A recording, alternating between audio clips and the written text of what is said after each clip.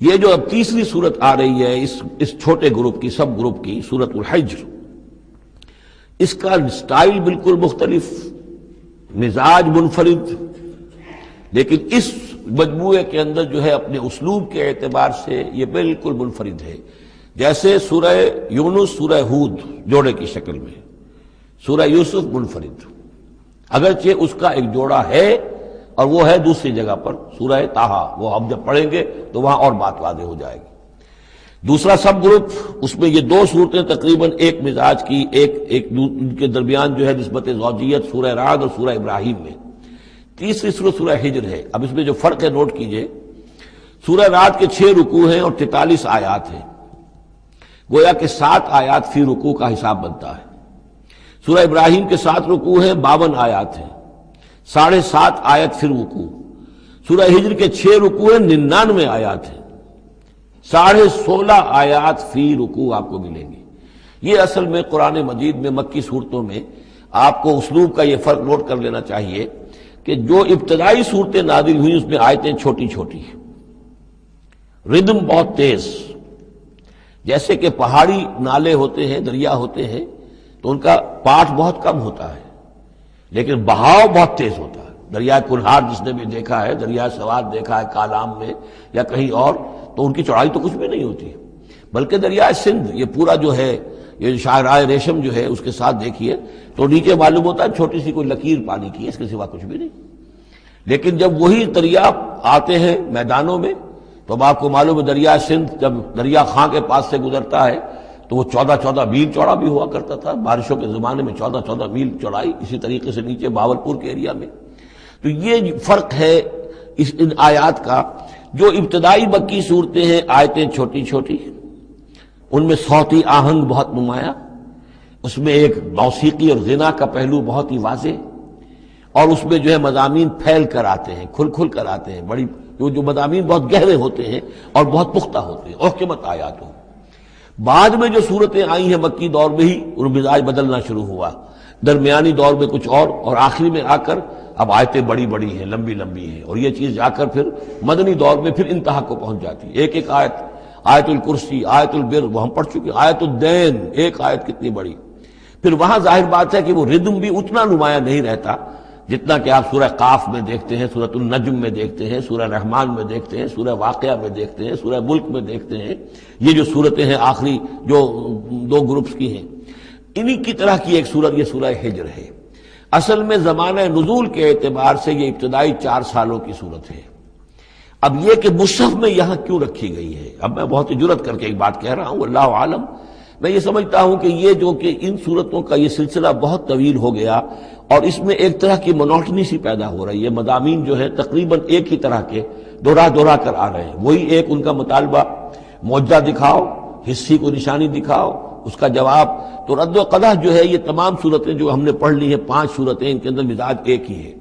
تو گویا کہ اس مونوٹنی کو اللہ تعالیٰ نے چاہا کہ ختم کر کے، اور ابتدائی دور کی ایک صورت جس کا مزاج مختلف ہے ان صورتوں سے، اس کو یہاں شامل کر دیا گیا۔ البتہ یہ ہے کہ سورہ شعراء جو ہے، میں نے آپ کو بتایا تھا کہ 227 آیتیں ہیں اس کی، کل 14 رکوع ہیں، تقریباً یہی اوسط بنے گا اس کا، 16-17 آیتیں ہر رکوع کے اندر۔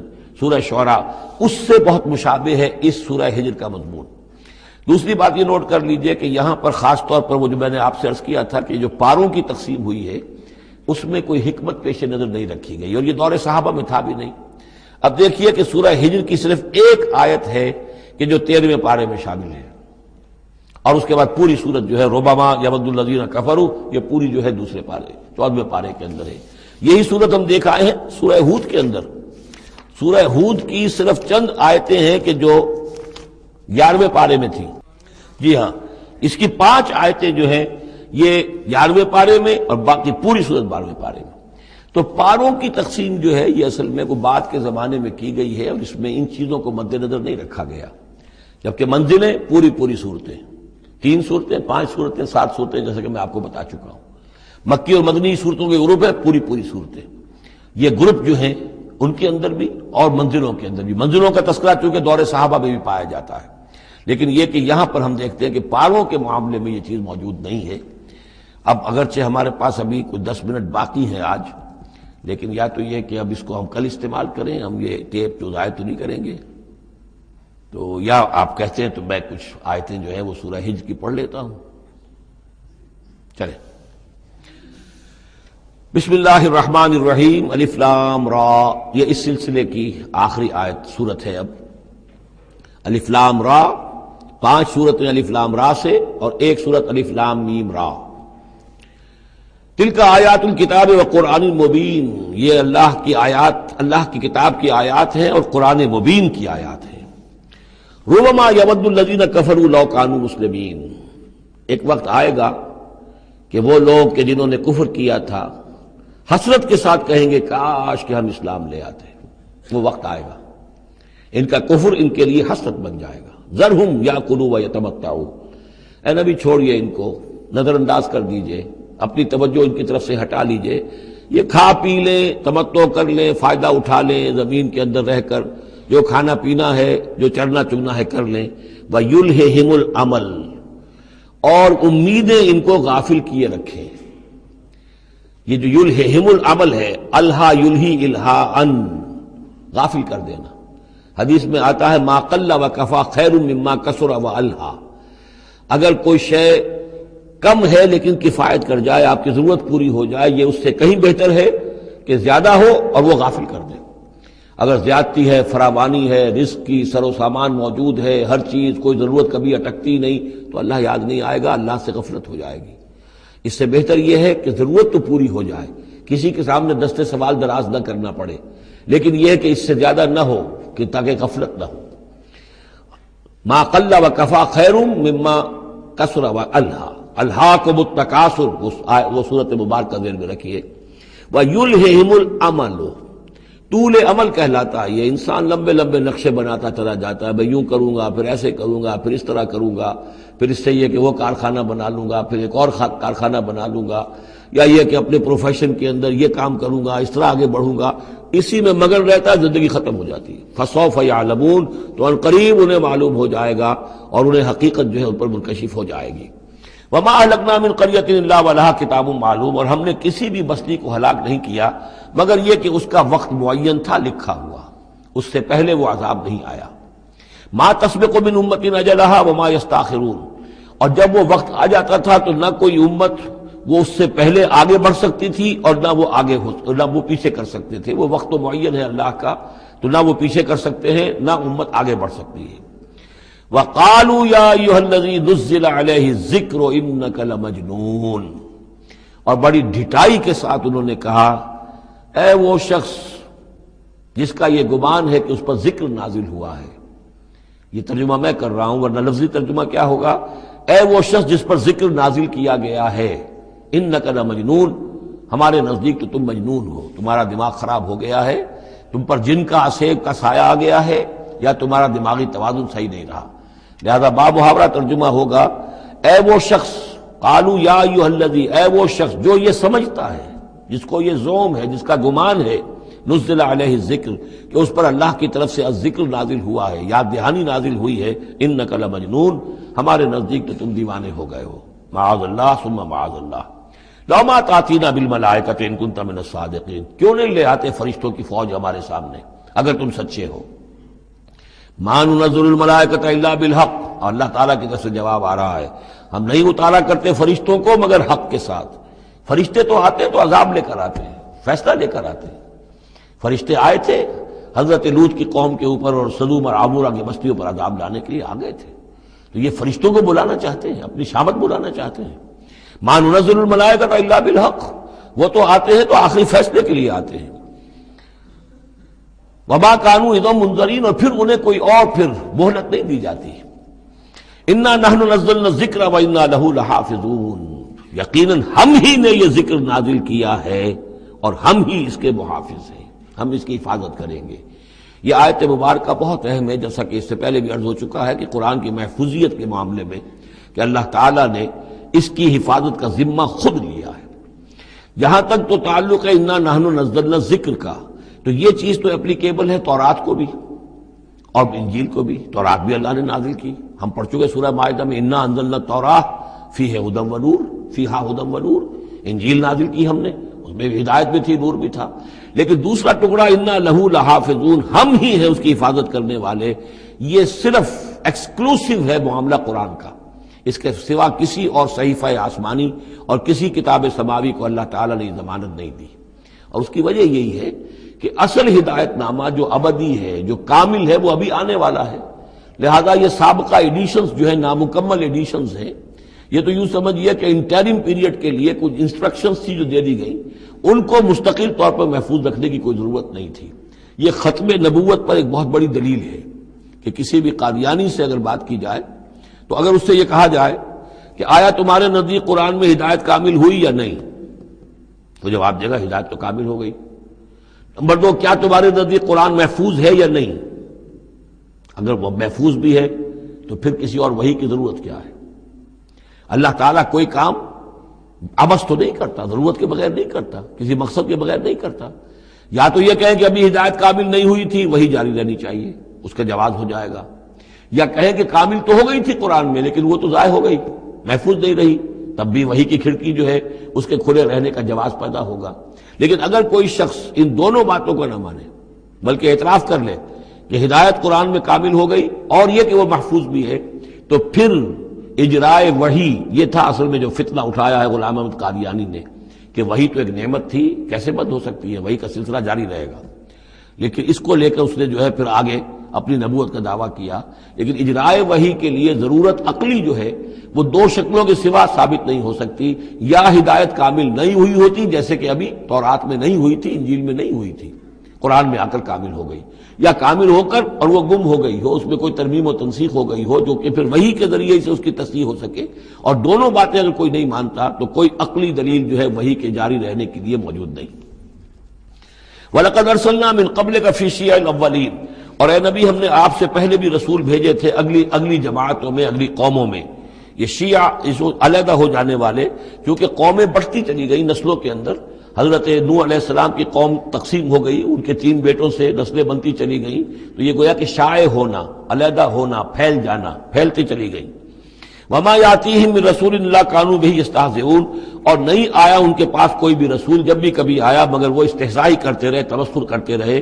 کذالک نسلکہ فی قلوب المجرمین، اسی طریقے سے ہم اس کو چبھو دیتے تھے مجرموں کے دلوں کے اندر، مجرموں کے دلوں میں جا کر وہ چبھ جاتی تھی، وہ سمجھ لیتے تھے کہ حق ہے، لیکن چونکہ ان کے مفادات پر زد پڑتی تھی تو وہ استہزاء کرتے تھے۔ لا یؤمنون بہ، وہ ایمان نہیں لائیں گے اس پر۔ وقد خلت سنت الاولین، اور اے نبی یہ پہلوں کی بھی یہ سنت گزر چکی ہے، یہی طریقہ ہمیشہ رہا ہے، جیسے آج آپ آئے ہیں، یہ ذکر آپ پر نازل کیا گیا ہے، ایسے ہی ہم رسولوں کو بھیجتے رہے، کتابیں ان پر نازل ہوئیں، لیکن یہ کہ انہوں نے مان کر نہیں دیا۔ وَلَوْ فَتَحْنَا عَلَيْهِمْ بَابًا مِّنَ السَّمَاءِ فَظَلُّوا فِيهِ يَعْرُجُونَ، اور اگر ہم نے اس پر آسمان کا کوئی دروازہ کھول بھی دیا ہوتا اور وہ اس میں چڑھنے لگتے، تب بھی وہ یہ کہتے لَقَالُوا إِنَّمَا سُكِّرَتْ أَبْصَارُنَا، کہ ہماری تو نگاہوں پہ کچھ جادو کر دیا گیا، سکر کر دیا گیا، نظر بندی کر دی گئی تھی۔ بل نحن قوم مسحورون، حقیقت میں تو ہم جادو کی زد میں آ گئے تھے۔ وَلَقَدْ جَعَلْنَا فِي السَّمَاءِ بُرُوجًا وَزَيَّنَّاهَا لِلنَّاظِرِينَ وَحَفِظْنَاهَا مِنْ كُلِّ شَيْطَانٍ رَجِيمٍ إِلَّا مَنِ اسْتَرَقَ السَّمْعَ فَأَتْبَعَهُ شِهَابٌ مُّبِينٌ صدق اللہ العظیم۔ رب اشرح لي صدري ويسر لي امري واحلل عقدة من لساني يفقهوا قولي۔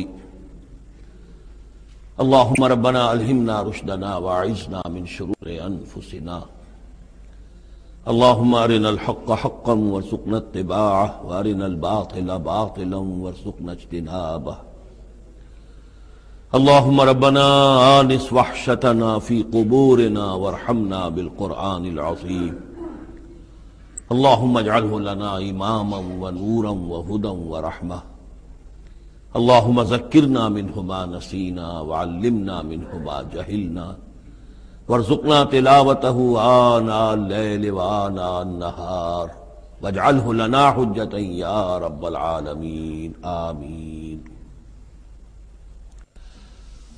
سورہ ہجر کے پہلے رکوع میں، جس کا ترجمہ ہم کر چکے ہیں،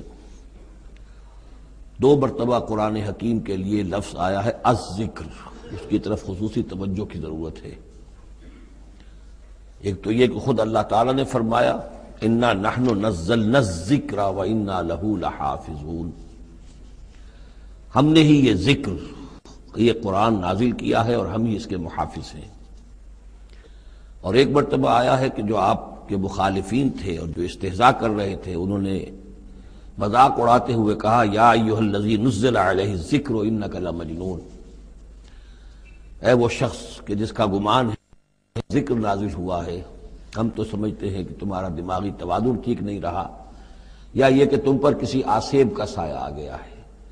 یہ مجنون کی وضاحت بھی سمجھ لیجئے، مجنون جن سے بھی بنا ہے۔ جن کہتے ہیں عربی زبان میں مخفی شے کو، اس لیے جنین کہلاتا ہے وہ بچہ جو ابھی رحم مادر میں ہے، جو نظر نہیں آتا، چھپا ہوا ہے، معلوم تو ہے کہ بچہ ہے، پیٹ میں ہے، لیکن یہ کہ جنین ہے وہ ابھی وہ چھپا ہوا ہے۔ اسی سے لفظ جنت بنا ہے۔ جنت جو ہے زمین کا وہ ٹکڑا ہے جس پر خوب درخت ہوں، پودے ہوں، گھاس ہو، تو زمین چھپی ہوئی ہو، زمین ڈھکی ہوئی ہے، زمین جو ہے نمایاں نہیں ہے۔ جنت وہ ہے۔ جن علیہ اللیل کا آیا تھا کہ جب حضرت ابراہیم کا تذکرہ تھا، جب رات میں اس پر تاریکی کا پردہ طاری کر دیا تو گویا کہ ہر شے چھپ گئی۔ تو یہ جو جن کسی پر آ جانا، جس کو ہم کہتے ہیں اس پر کو آسیب کا سایہ ہو گیا، تو مجنون کے معنی یہ بھی تھے۔ اور مجنون اس کو بھی کہتے تھے کہ جس کا دماغی توازن ٹھیک نہ رہا ہو۔ اور یہ بات خاص طور پر نوٹ کرنے کی ہے کہ یہ بات اصل میں حضور کے بارے میں بالکل ابتدائی دور میں کہی گئی تھی، اور اس کے کہنے والوں میں وہ لوگ بھی تھے کہ جو معاندانہ انداز میں نہیں بلکہ ہمدردانہ انداز میں کہہ رہے تھے۔ یعنی بالکل شروع میں جب حضور نے دعویٰ کیا نبوت کا اور فرمایا کہ اس طرح میں تھا وہاں غار حرا میں، اور وہاں فرشتہ آیا ہے، جبرائیل آیا ہے، تو بہت سے لوگوں کو گمان ہوا کہ معلوم ہوتا ہے کہ کوئی بدروح، کوئی آسیب کا سایہ ہو گیا ہے انہیں۔ تو اس حوالے سے اس میں صرف مخالفت ابھی نہیں تھی، بلکہ اس میں ان کے لیے واقعتاً ایک بالکل چونکہ نئی بات تھی، لہٰذا یہ کہنے کا معاملہ جو ہے اس پہلو سے بھی تھا کہ اچھے بھلے آدمی تھے، ہم سوچتے تھے کہ واقعی یہ کئی دن جا کے مراقبے کرتے ہیں، اب یہ رہتے ہیں وہاں غار میں اکیلے تنہا دن رات، تو کہیں کچھ ہو نہ جائے تو معلوم ہوتا کچھ ہو گیا ہے، تو کوئی نہ کوئی جنون عارضہ ہو گیا ہے یا جن کا سایہ ہو گیا ہے۔ تو اس لفظ کو بھی سمجھ لیجیے، اور جو بتانا تھا وہ یہ ہے کہ سورہ نون جو کہ بالکل ابتدائی دور میں نازل ہوئی ہے، جس کا نام سورہ قلم بھی ہے، 29ویں پارے کی دوسری سورت، اس میں بھی یہی بات جو ہے کہی گئی ہے۔ اسی کے حوالے سے میں آپ کو بتا رہا ہوں کہ یہ سورہ مبارکہ جو ہے بالکل ابتدائی دور کی صورتوں میں سے ہے، اسی مشابہت کی وجہ سے۔ قرآن مجید کا ذکر ہونا اس معنی میں ہے، کئی مرتبہ واضح کر چکا ہوں کہ قرآن کا فلسفہ یہ ہے کہ جو ایمانی حقائق ہیں، خاص طور پر اللہ کی ذات کا علم اور اس کی صفات کا علم، وہ روح انسانی کے اندر موجود ہے، بس صرف اس پر ظہور کا پردہ طاری ہو گیا۔ جیسے آپ کو کوئی چیز پہلے معلوم تھی، اب یاد نہیں رہی، معلوم تھی لیکن اب بھول گیا۔ بھولنے کا مطلب کیا ہے کہ وہ آپ کی یادداشت کے ذخیرے میں کہیں نیچی اتر گئی ہے۔ وہ حافظ خانہ جو ہے، ہر انسان کی میموری جو ہے، اب اس کے نہ معلوم کتنے تہہ خانے ہیں، ان میں کسی نچلے تہہ خانے میں جا کر چھپ گئی ہے، وہ آپ کے شعور کی سطح پر نہیں ہے۔ تو کوئی چیز جس کا اس سے تعلق ہو، وہ اگر سامنے آئے گی تو فوراً وہ چیز یاد آ جائے گی۔ ایک دوست سے سالہ سال ہو گئے ملاقات نہیں ہوئی، کبھی خیال بھی نہیں آیا، بھول گئے آپ اس کو، لیکن اچانک کبھی اس نے کوئی رومال آپ کو دیا تھا، کوئی قلم دیا تھا، آپ نے ٹرنک میں رکھا ہوا تھا، ٹرنک کھولا، وہ قلم یا رومال دکھائی دیا، فوراً دوست یاد آ گیا۔ تو یہ قلم یا یہ رومال جو ہے یہ آیت ہے، یہ نشانی ہے، اس نشانی سے آپ کو ایک بھولی بسری بات یاد آ گئی۔ اسی طرح یہ آیات آفاقیہ، آیات انفسیہ، آیات قرآنیہ، یہ آیات ہیں، نشانیاں ہیں یاد دلانے کے لیے، تاکہ اللہ یاد آ جائے۔ حقیقت میں اللہ تعالیٰ کا علم اور اللہ کی معرفت سوئی ہوئی ڈورمنٹ پوزیشن میں، ڈورمنٹ کنڈیشن میں ہماری روح میں موجود ہے۔ تو الذکر، دی ریممبرنس یا دی ریمائنڈنگ، یہ اصل میں وہ چیزیں کہ جو روح انسانی کے اندر موجود ہیں، لیکن جن پر ظہور کے اور نسیان کے پردے پڑ گئے ہیں، ان پردوں کو ہٹا کر تازہ کرنا۔ وَلَقَدْ جَعَلْنَا فِي السَّمَاءِ بُرُوجًا، اور ہم نے آسمان میں برج بنائے۔ یہ بھی ابھی ہم نہیں کہہ سکتے کہ ان کی اصل حقیقت کیا ہے، یہ بھی آیات متشابہات میں سے شمار ہوں گے۔ وَزَيَّنَّاهَا لِلنَّاظِرِينَ، اور ہم نے اسے مزین کر دیا ہے آسمان کو اور برجوں کو دیکھنے والوں کے لیے، جو بھی ستارے نظر آتے ہیں، کیا رنگا رنگ نقشہ آسمان پر نظر آتا ہے۔ وَحَفِظْنَاهَا مِن كُلِّ شَيْطَانٍ رَجِيمٍ، البتہ اب یہ وہ بات ہے جو ایمان بالغیب کے حوالے سے ہمیں ماننی ہوگی کہ ان ستاروں کا ایک کام یہ بھی ہے کہ اللہ تعالیٰ نے ان کو گویا کہ پہرے کی جگہیں بنایا ہے. ہم نے حفاظت کی ہے ان کی ہر شیطان رجیم سے. جو بھی شیطان مردود ہے اس کی طرف سے حفاظت کا یہ سارا سامان ہے کہ جو آسمانوں میں کیا گیا ہے. اب اس کے لیے آج میں چاہتا ہوں کہ وہ بات آپ سمجھ لیں اچھی طرح کہ جیسے آپ آگے آ بھی جائے گا کہ انسانوں کی تخلیق جو ہے وہ تو یوں سمجھیے اس کائنات کے تخلیق کے اعتبار سے بڑی ریسنٹ شے ہے، بڑی ماضی قریب کی بات ہے. انسانوں سے بہت پہلے جنات پیدا کیے گئے تھے، جنات سے بہت پہلے ملائکہ پیدا کیے گئے تھے، اور انسانوں کی ارواح بھی اسی دور میں پیدا کی گئی جبکہ یہ ملائکہ پیدا کیے گئے تھے. تو جتنی مخلوقات کو ہم جانتے ہیں، بہت سی مخلوقات اب بھی ایسی ہوگی کہ جس کا ہمیں کوئی شعور نہیں، ادراک نہیں، ہم جانتے ہی نہیں.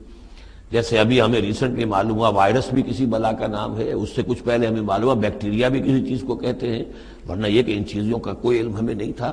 ابھی پتہ نہیں اور کیا کیا چیزیں ہیں کہ جو ظہور میں آنے والی ہیں. لیکن جو چیزیں بھی آج تک ہم جانتے ہیں ان میں یوں سمجھیے کہ جن ہستیوں میں خود شعوری ہے، سیلف کانشسنس، وہ 3 مخلوقات ہیں صرف: ملائکہ، جنات اور انسان.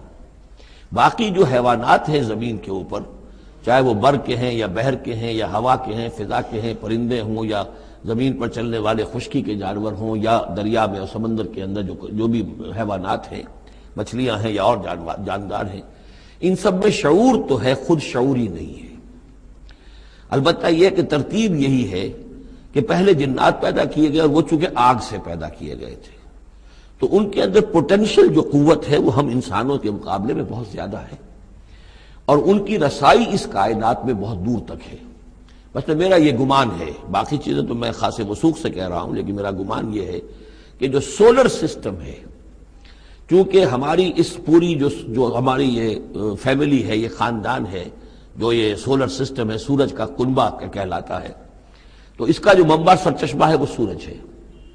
اور معلوم ہوتا ہے کہ اسی کی آگ سے اور اسی کی لپٹ سے اور جنات کی تخلیق ہوئی ہے. تو یہ جنات، سولر سسٹم پورا کا پورا جو ہے وہ جنات کے دائرے میں داخل ہے، وہ اس میں آ جا سکتے ہیں. اس کے لیے انہیں کسی راکٹ کی ضرورت نہیں، کسی مشین کی ضرورت نہیں، کسی ذرائع کی ضرورت نہیں، بلکہ اس کی استعداد ان کے اندر موجود ہے. یہ پھر اپنی اس استعداد سے فائدہ اٹھا کر اس سے آگے جب ملائکہ کے ذریعے سے کچھ احکام اترتے ہیں، آسمان سے اللہ تعالیٰ کی کوئی تدبیر ہے، ملائکہ کے حوالے کیے گئے ہیں، تو یہ پھر ان سے کچھ چیزیں اچکنے کی کوشش کرتے ہیں تاکہ وہ جا کر انسانوں میں سے جو وہ عامل لوگ ہیں، کاہن لوگ ہیں، ان کو جا کے ان کو کچھ بتا دیں کہ اب یہ ہونے والا ہے. اس لیے کہ ملائے اعلیٰ میں فیصلہ ہو گیا، اللہ تعالیٰ کے ہاں ایک چیز کی تدبیر جو ہے وہ طے ہو گئی، اب اللہ تعالیٰ نے فرشتوں کے حوالے کیا ایگزیکیوشن کے لیے. ایسے ہی ہے جیسے کہ پریزیڈنٹ ہاؤس سے تو ایک حکم جو ہے وہ جاری ہو گیا، اب اس کا اجرا ہوا ہے، اب کوئی ٹائپ کرے گا، ٹائپ کر کے اسے ڈسپیچ کرے گا، وہ پھر کسی جگہ پر پہنچے گا، پہنچتے وقت لگے گا. اگر وہ جو ٹائپسٹ ہے جس نے ٹائپ کیا ہے وہ ٹیلی فون کرتے کہ صاحب اب یہ حکم آنے والا ہے، وہ تو آ جائے گا، تو ظاہر بات ہے وہ حکم تو پہنچ گیا اس کو، اور اس کے حوالے سے وہ جس شخص کو اس نے یہ خبر دے دی ہے وہ اپنی دکان چمکا سکتا ہے کہ دیکھیے مجھے پہلے سے معلوم تھا کہ یہ حکم آنے والا ہے.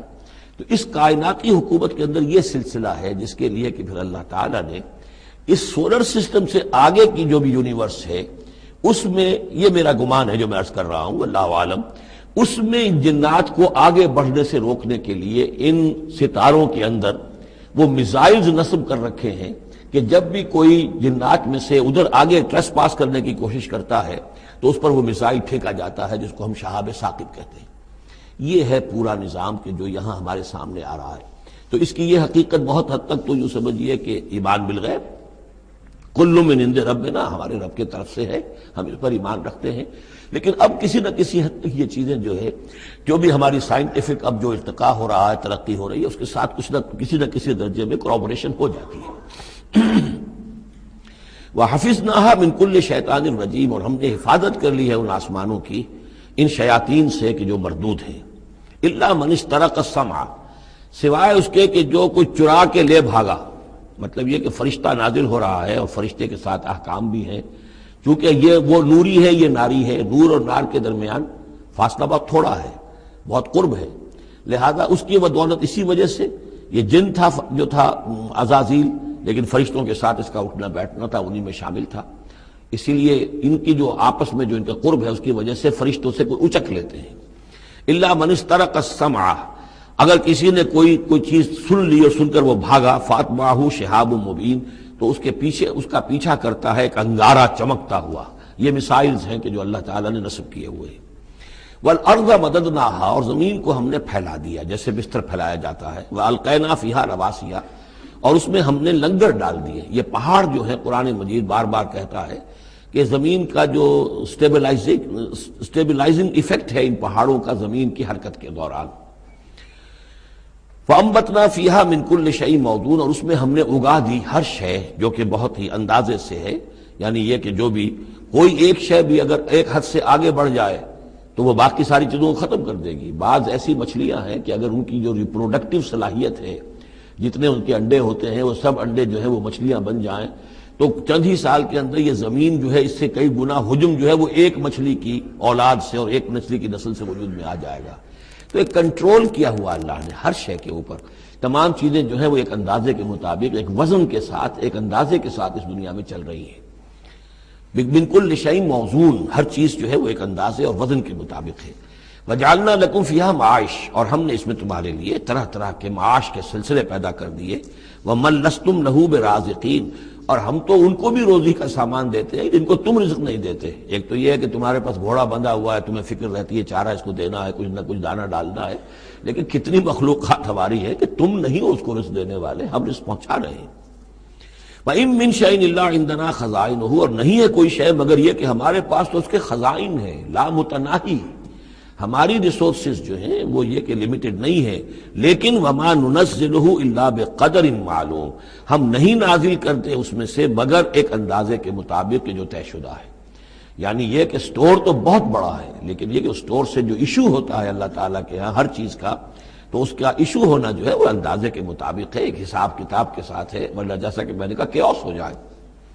وارسلنا الرياح لواقحا، اور ہم نے بھیج دی ہوائیں، ہم بھیج دیتے ہیں ہوائیں جو بوجھل ہوتی ہیں یا بوجھل کرنے والی ہوتی ہیں۔ لواقحہ کا مفہوم پہلے تو یہ سمجھا جاتا تھا کہ چونکہ وہ بادلوں کو لے کر آتی ہیں اس اعتبار سے، لیکن اب ادھر ایک اشارہ ہو رہا ہے جدید سائنس کے حوالے سے کہ پولن گرینز جو ہیں وہ بھی ہواؤں کے ذریعے سے آتے ہیں، اور وہ پھر آ کر پھولوں کو جب وہ وہاں فرٹیلائزیشن ہوتی ہے تو اس سے پھر وہ فصل بنتی ہے۔ تو ہوائیں جو ہیں وہ گویا کہ بار آور کرتی ہیں، اور اس طریقے سے یہ نباتاتی نظام چل رہا ہے۔ فَأَنزَلْنَا مِنَ السَّمَاءِ مَاءً، پھر ہم نے اتار دیا آسمان سے پانی، فَاسْقَيْنَاكُمُوهُ، پھر ہم نے وہ پانی تمہیں پلایا، تمہارے پینے کے لیے بندوبست کیا۔ وَمَا أَنْتُمْ لَهُ بِخَازِنِينَ، اور دیکھو تم اس کا سٹور نہیں کر سکتے، اس کا خزانہ نہیں بنا سکتے۔ کہاں کس طرح بناؤ گے خزانہ؟ واقعہ یہ ہے کہ یہ جو واٹر سائیکل ہے اس دنیا میں، یہ بھی اللہ تعالیٰ کے عظیم، یعنی سمجھئے کہ کرشموں میں سے اور اللہ کے معجزات میں سے بہت بڑا معجزہ ہے کہ یہ جو ہمارے پہاڑوں کے اوپر اتنے بڑے بڑے گلیشیئرز ہیں، یہ کیا ہے؟ یہ واٹر سٹوریج ہے، ٹینکس ہے۔ یہیں سے تو پانی ہے جو آ رہا ہے نیچے، وہ پگھل رہا ہے سب دھوپ سے، اور پھر وہ ندی نالوں سے ہو کے دریاؤں میں آیا، اور دریاؤں سے ہوتا ہوا زیر زمین سوتوں میں سے بھی گزر رہا ہے۔ وہ آپ نے کہیں پمپ سے نکال لیا، کہیں کنواں کھود لیا، پھر وہ پانی سارا کا سارا سمندروں کے اندر پہنچ گیا، ڈرین ہو گیا، پھر سمندر سے اب یہاں پر وہ ہو رہا ہے کہ دھوپ کی تمازت سے اب اس کی وہ بخارات بن رہے ہیں، اور وہ بخارات اوپر جا رہے ہیں، پھر وہ واپس جا رہا ہے، پھر وہ جو اوور ہیڈ ٹینکس ہیں وہ پھر جو ہے ریپلینش ہو رہے ہیں، وہ ساری جو کمی ہو گئی تھی پھر نئی برف پڑ گئی ہے، نیا سٹور۔ یہ جو نظام ہے اللہ کا، اور یہ واٹر سائیکل سے ہی زندگی قائم ہے۔ مبدأ حیات پانی ہے، مادہ تخلیق حیوانات کا، جو اس دنیا کے حیوانات ہیں ان کا مادہ تخلیق مٹی ہے، مادہ تخلیق جنات کا آگ ہے، مادہ تخلیق انسانی ارواح اور ملائکہ کا نور ہے، لیکن مبدأ حیات جو ہے، حیات انسانی جو ہے یہاں پر، یا حیات حیوانی جو زمین کی ہے، اس پلینٹ کے اوپر جو زندگی ہے، اس کا مبدأ پانی ہے، اس حیات کا۔ تو اب یہ پانی کا سائیکل ہے جو چل رہا ہے۔ وما انتم لہ بخازنین، تم اس پانی کا کتنا خزانہ کر سکتے ہو، کتنا سٹور کر سکتے ہو، کس طرح کا نظام چلا سکتے ہو، کتنے بڑے پیمانے پر یہ واٹر سائیکل جو ہے اللہ تعالیٰ نے اس دنیا کے اندر چلایا ہوا ہے۔ وَإِنَّا لَنَحْنُ نُحْيِي وَنُمِيتُ، اور یہ یقیناً ہم ہی ہیں جو باقی بھی رکھتے ہیں اور موت بھی وارد کرتے ہیں، زندہ بھی رکھتے ہیں اور موت بھی وارد کرتے ہیں، وَنَحْنُ الْوَارِثُونَ، اور پھر ہم ہی وارث ہوں گے، ہر شے ختم ہو جائے گی، کسی کی کوئی ملکیت نہیں رہے گی، ساری کی ساری چیزیں پھر ہماری ہی کائنات ہے، ہماری ہی ملکیت ہے۔ وَلَقَدْ عَلِمْنَا الْمُسْتَقْدِمِينَ مِنْكُمْ وَلَقَدْ عَلِمْنَا الْمُسْتَأْخِرِينَ، ہمارے علم میں سے ہے کون لوگ تم میں سے آگے بڑھیں گے۔ اب دیکھیے چونکہ ابتدائی زمانے کی صورت ہے یہ، اب کون لوگ ہوں گے جو آگے بڑھ کر قرآن کو سینے سے لگائیں گے، کون لوگ ہوں گے جو محمد کی دعوت پر لبیک کہیں گے، یعنی جو ہم پڑھ چکے ہیں سورہ توبہ میں، السابقون الاولون من المہاجرین والانصار والذین اتبعوہم بإحسان، یہ کون لوگ ہوں گے ہمیں معلوم ہے، ہم تو پہلے سے جانتے ہیں کہ ابو بکر ایک لمحے کی دیر نہیں لگائے گا، ہمیں معلوم ہے کہ عثمان کو ایک کچھ زیادہ وقت نہیں لگے گا، ہمیں معلوم ہے کہ ابو بکر کی تبلیغ سے یہ طلحہ اور زبیر اور عبد الرحمن ابن عوف اور سعید ابن زید اور یہ سب لوگ جو ہے ایمان لے آئیں گے، اور ہمیں یہ بھی معلوم ہے کون پیچھے رہ جائے گا، وہ بھی ہمیں معلوم ہے۔ وَلَقَدْ عَلِمْنَا الْمُسْتَقْدِمِينَ مِنْكُمْ وَلَقَدْ عَلِمْنَا الْمُسْتَأْخِرِينَ وَإِنَّ رَبَّكَ هُوَ يَحْشُرُهُمْ، اور پھر آپ کا رب ان سب کو جمع کرے گا، إِنَّهُ حَكِيمٌ عَلِيمٌ، یقیناً وہ کمال حکمت والا اور علم رکھنے والا ہے۔ اب جو اگلا رکوع آ رہا ہے سورہ مبارکہ کا، یہ اس اعتبار سے بڑا اہم ہے کہ اس میں تخلیق انسانی کے ضمن میں ایک بڑی ثقیل اصطلاح استعمال ہوئی ہے، اور یہ ثقیل اصطلاح 3 مرتبہ آئی ہے۔ اب ظاہر بات ہے کہ قرآن مجید جو ہے اگر اس طرح کی کوئی شکل اختیار کرتا ہے تو کوئی نہ کوئی حکمت اور ضرورت اس کی پشت پر ہوتی ہے۔ وَلَقَدْ خَلَقْنَا الْإِنسَانَ مِنْ صَلْصَالٍ مِنْ حَمَإٍ مَسْنُونٍ، اور یقیناً ہم نے انسان کو بنایا ہے اس مٹی سے جو سنی ہوئی تھی گارے کی اور پھر سوکھ کر کھنکنے لگی۔ حمأ مسنون، سنا ہوا گارا جس میں سے بدبو بھی اٹھ رہی ہو۔ دیکھیے یہ جو انسان کے مادہ تخلیق کے ضمن میں قرآن میں الفاظ آئے ہیں اب ان کو گنتے جائیے۔ نمبر 1 تراب، مٹی سے بنایا انسان کو، مٹی میں پانی مل گیا گارا بن گیا تو اس کو کہتے ہیں تین، من تین، خلقتنی من نار وخلقتہ من تین، یہ سورہ اعراف میں ہم پڑھائے ہیں۔ ابلیس نے کہا تھا کہ مجھے تو نے بنایا آگ سے اور اس کو بنایا آدم کو گارے سے، اور اب چاہتا اور مجھے حکم دے رہا ہے کہ میں اس کے سامنے جھکوں، میں تو اس کے سامنے نہیں جھک سکتا۔ تین کے بعد آیا تین لازب، گارا پڑا رہے تو وہ جب اس کے اندر پھر کچھ چپچپاہٹ پیدا ہو جاتی ہے، اور یہ پرانے زمانے میں ہوتا تھا، اب تو میں سمجھتا ہوں کہ جدید نسل کو تو ان چیزوں کا علم ہی نہیں ہے۔ کچے گھر بنتے تھے تو انہیں لیپتے تھے، پوتتے تھے، گارا بناتے تھے، تغاری ہوتی تھی، پھر مٹی کے اندر تھوڑی سی توڑی ڈال دیتے تھے۔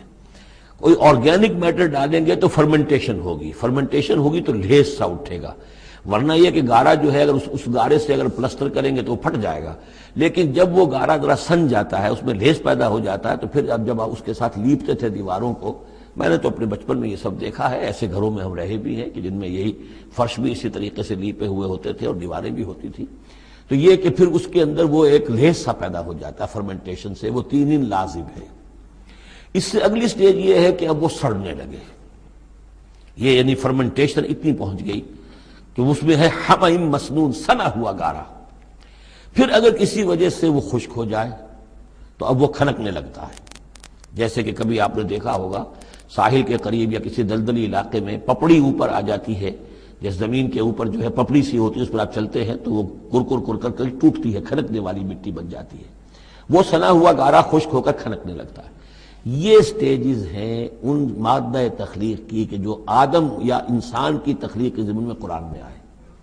حالانکہ ایک لفظ بھی کفایت کر سکتا تھا، مٹی سے بنایا، تین سے بنایا، گارے سے بنایا، پھر تین لازم سے بنایا، پھر حمأ مسنون سے بنایا، من صلصال کالفخار سے بنایا، اور صلصال من حمأ مسنون، پھر صلصال کالفخار آخری سٹیج ہے، وہ ایسے بجنے لگا جیسے کہ اب یہ جو ہے وہ آئے گا سورہ رحمان میں۔ تو اس سے یقیناً کورابریشن ہو رہی ہے کہ جو بھی ایوولوشن کا جو بھی نظریہ آیا ہے، اب اس میں اس کو بھول جائیے کہ اللہ تعالیٰ نے اسپیشل کریشن انسان کی اور باقی حیوانات ہو سکتا ہے اس ایوولوشن کے ذریعے سے پیدا کیے ہوں۔ اس وقت بحث جو ہے کریشن آف مین کے بارے میں نہیں کر رہا ہوں، لیکن یہ کہ سائنس نے بھی ایک تو یہ بات بتائی کہ یہ ساری حیات حیواناتی جو بھی زمین پر ہے یہ مٹی سے بنی ہے، گویا کہ متفق گردید رائے بو علی بارائے من، قرآن اور سائنس متفق ہو گئے۔ پھر یہ کہ اس میں مٹی کے اندر گارے کی شکل بنی، پانی ملا، مبدأ حیات پانی ہے، قرآن بھی کہہ رہا ہے۔ پھر یہ کہ وہ ساحلی علاقوں پر دلدل بنی اور دلدل کے اندر پھر وہ فرمنٹیشن وہاں ہوئی، اور اسی میں پھر جب وہ دراڑیں سی پڑ جاتی ہیں سمندر کے قریب دلدلی علاقے میں، تو وہاں سے ان کا کہنا ہے کہ حیات کا آغاز ہوا، الجی یا امیبا، حیواناتی حیات، اور یا یہ کہ نباتاتی حیات کا۔ تو یہ چیزیں جو ہیں یہ سٹیجز تقریباً اسی کے ساتھ، یہ تمام جو الفاظ جو ہیں قرآن کے جو استعمال کر رہا ہے ان کے ساتھ کسی حد تک اس کا ایک ربط اور تعلق قائم ہوتا ہے۔ اور ہم نے بنایا انسان کو اس مٹی سے جو سڑنے کے بعد، اس گارے سے کہ جو سڑنے کے بعد سنا ہوا گارا پھر وہ کھنکنے لگا تھا سوکھ کر۔ وَالْجَانَّ خَلَقْنَاهُ مِنْ قَبْلِ، اور جنات کو ہم نے پیدا کیا تھا پہلے، من نار السموم، لو کی آگ سے۔ اب یہ سموم سے مراد کیا ہے؟ بعد سموم آپ نے سنا ہوگا، وہ تیز لو جو آیا کرتی تھی صحراؤں میں آتی ہے، آگ جھلس دینے والی گرم ہوا۔ تو اصل میں ایک ہوتا ہے جیسے کہ یہ بھی ہم نے فزکس میں پڑھا تھا، جن لوگوں نے تھوڑی بہت فزکس پڑھی ہوگی ایف ایس سی میں، کہ یہ جو شعلہ ہوتا ہے فلیم کا ایک حصہ وہ ہوتا ہے جو نظر آتا ہے، لیومینس، وہ نظر آتا ہے، اس کے اندر حرارت کم ہوتی ہے، اور ایک انویزیبل جو ہوتا ہے اس کے گرد حالہ جو نظر نہیں آتا، اس میں ہوتی ہے تیزی شدید جو ہوتی ہے، سب سے زیادہ ٹیمپریچر جو ہوتا ہے وہ اس میں ہوتا ہے کہ جو اس کا حصہ نظر نہیں آتا۔ اس حصے سے، آگ کی اس لو سے، اس لو کی لپٹ سے یا لو کی لپٹ سے جو بھی اسے کہیں، اس سے ہم نے جنات کو پیدا کیا۔ لیکن یہ سمجھ لیجئے کہ اس سے جنات پیدا کیے گئے لیکن وہ آگ نہیں ہے۔ ہم مٹی سے پیدا کیے گئے لیکن مٹی نہیں ہے۔ اب ایک یہ کہ قلب ماہیت ہو چکی ہے، ہمارا جو یہ پروٹوپلازم ہے، جو ہمارے ٹیشوز ہیں، باڈی ٹیشو، وہ مٹی تو نہیں ہے، اگرچہ سورس مٹی ہے، بنے مٹی سے ہیں، لیکن اب مٹی نہیں ہے۔ دوبارہ اگرچہ پھر یہ گل سڑ کر مٹی ہو جائیں گے، اس وقت مٹی نہیں ہے۔ اسی طریقے سے جنات آگ سے بنائے گئے لیکن آگ نہیں ہے، ہاں ان کا مادہ تخلیق آگ ہے۔ اور دوسرا یہ معلوم ہو گیا کہ وہ انسانوں کی تخلیق سے بہت پہلے پیدا کیے گئے۔ وَإِذْ قَالَ رَبُّكَ لِلْمَلَائِكَةِ إِنِّي خَالِقٌ بَشَرًا مِّن صَلْصَالٍ مِّنْ حَمَإٍ مَّسْنُونٍ، اور یاد کرو جب کہ کہا تھا آپ کے رب نے فرشتوں سے کہ میں بنانے والا ہوں ایک بشر اس کھنکھناتے ہوئے سنے ہوئے گارے سے۔ پھر وہی الفاظ من صلصال من حمأ مسنون، ثقیل لفظ ہے، ثقیل اصطلاح ہے۔ اور یہاں خاص طور پر نوٹ کیجئے کہ لفظ آدم نہیں آیا، بشر بنانے لگا۔